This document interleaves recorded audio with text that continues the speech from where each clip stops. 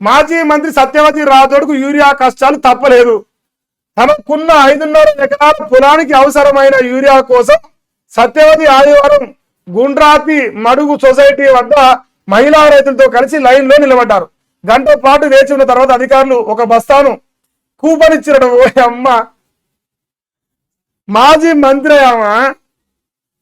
మంత్రి లైన్ నిలబెట్టించారట బస్తా. చూసిరా సత్యవతి రాథోడ్ అక్క, నీకేం బాధ వచ్చింది అక్క? నీకన్నా బస్తా అయినదాక నువ్వు ఇన్ఫ్లుయెన్స్ చేయలేకపోయినవా? కూపన్ ఇచ్చినట్టు ఇంకలే, ఇంకా బస్తీ ఇయలే, అది కూడా వీకలే. ఒక కాగితం స్లిప్ ఇచ్చిరేమో మరి. మాజీ మంత్రులకు గదిలేవా అని యూరియా బత్తాలు? కేసీఆర్ ఫామ్ హౌస్ కానీ పంపించిరా పంపలేదా? మా సారు బాగా పండిస్తాడు, బియ్యం మంచి మంచి రకాల పంటలు పండిస్తాడు. అంటే మీరు మీ అయ్యలు పోలీస్ పటేలు కానీ, మీ తాతలు పోలీస్ పటేలు, మీ ముత్తాతలు పోలీస్ పటేలు కావచ్చు, కానీ మా కేసీఆర్ వ్యవసాయం చేస్తాడు, మా సత్యవతి రాథోడ్ వ్యవసాయం చేస్తుంది. ఓ 4 బత్తాలు నాటికి పంపిర్రండి ఆయన, మీ నష్టం కాలా పంపుర్రి. ఇంకేంది? ప్రాణాలు బలిగొన్న యూరియా ఎరువుల కోసం వెళ్తూ మహబూబాబాద్ జిల్లాలో 2 గిరిజన రైతులు చనిపోయారు. ఢీకొట్టిన బోలెరో వాహనం అక్కడికక్కడే చనిపోయారు. యూరియా బస్తాల కోసం పోయి 2 గిరిజన రైతులు చనిపోయి యాక్సిడెంట్లో చచ్చిపోయారు. బొలేరో వచ్చి గుద్దేసింది. ఇప్పుడు ఆ బస్తా వాడు ఇచ్చుంటే ఇప్పుడు ఆ బొలేరో గుద్దపు అడిగారే కదా. ఇందిరమ్మ రాజ్యం అట్లుంటే మరి లెక్క. ఇక lorry load పక్కదారట Congress MLA gunman నిర్వాహకం. ఇదే ఎమ్మెల్యే పిఏ అంటూ అధికారులకు ఫోన్ చేసినట. నిజమే నమ్మి OSGS కు NDCS కు యూరియా లారీ పంపిన అధికారులు. నల్లగొండ జిల్లా మిర్యాలగూడలో కన్నా ఎవడు బండికి ఎత్తుకపోయిందా? ఎమ్మెల్యే పి అని చెప్తిచ్చిర్రా? మరి నేను కూడా ఎమ్మెల్యే పి అని చెప్తా. నేను ఎమ్మెల్యే చెప్తా, నాకు రాదు మరి ఒక బస్తా. నేను కూడా 4 బస్తాలు అమ్ముకుంటున్నా.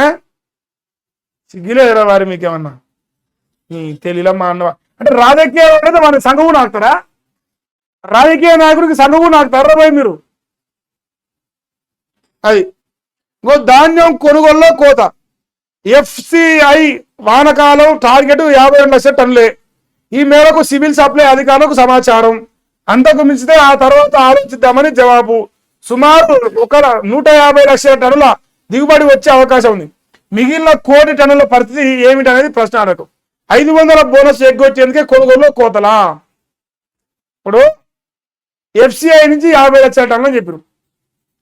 ఈ తెలంగాణ రాష్ట్రం 1,50 లక్షల టన్నుల వరి ధాన్యం అడుగుతుంది అని వీళ్ళే రాసి 2 సార్లు. వాళ్ళు ఏమంటారు మరి? 55 లక్షల టన్నులే ఆఫర్ ఇస్తే మిగిలిన 98 లక్షల టన్నుల వరి ధాన్యం ప్రైవేటు ధనాల్లో పోతుంది. అంటే ఆ 98 లక్షల టన్నుల వరి ధాన్యంలో సన్నాలకు బోనసు గుండుసున్నా, మద్దతు ధర గుండుసున్నా అంటారుగా. 10 మందిలో ఇంట్లో 10 మంది ఉంటే ఒక్కరిని పోబెట్టి మా అన్న మంచం అని చెప్పుకున్నట. ఒక్కరిని పోబెట్టి 9 మందికి ఎలాగొచ్చాట ఇందిరమ్మ రాజ్యం అని చెప్తారట దీన్ని. ఇప్పుడు వీళ్ళకు ఇప్పుడు 52 లక్షల టన్నుల్లో కూడా అలా సన్నాలు ఎంత పోతారు, దొడ్డు పోతారో వదలరు. మొత్తం దొడ్డు రకం కొని మరి మా దగ్గర లేవు, మాకు సన్నాలు రాలని చెప్పి చెప్తారు. ఇందిరమ్మ రాజ్యం కట్టిన ఉంటుంది మరి లెక్క. ఇది ధాన్యం కొనుగోలు. ఈ 3 రైతుల వార్తనే. రైతులను ఎంత కోసం పెట్టి ఎవరు పట్టించుకోరు. రైతు ఏడిస్తే మనకేంది? మన సలబతకాలే.